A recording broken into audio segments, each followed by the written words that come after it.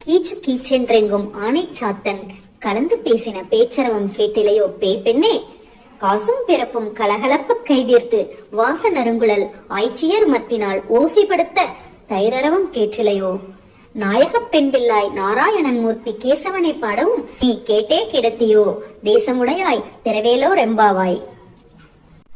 திருவே உருவான செல்வமே, பேய்குணம் பெற்ற பேரலில் பெண்ணே, பசும் பொன்னே, அங்கு இங்கு எனாதபடி எங்கும் தன் பேடைகளுடன் கீச்சு கீச்சு என்று கலந்திணைந்து இனிமையாய் பேசுகின்ற வளையன் குருவிகளின் இனிய சப்தத்தை நீ இன்னமும் கேட்கவில்லையோ? போகட்டும். காசு மாலைகள், கவிமுத்துகள் முதலிய அணிமணிகள் கூட முன்னும் பின்னுமாக மாறி மாறி கைகளை அசைக்கும் போது கை வளையல்களுடன் சேர்ந்து ஒலிக்கவும் நறுமணங்கமழும் நீண்ட கருங்கூந்தலையுடைய இடைச்சிய இந்த விடையற் காலையில் தயிரை கடையும் ஓசையும் நன்கு எழுகின்றதே, அது கூட உன் செவிகளில் கேட்கவில்லையோ?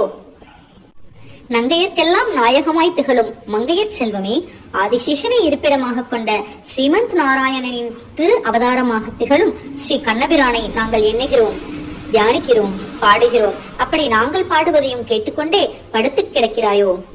பிரகாசிக்கும் பேருளை திருவுரு பெற்றவளே, எம் பாவையை எழுக, விரைந்து வருக, கதவை திற என்று ஸ்ரீகோதை அழைக்கிறாள்.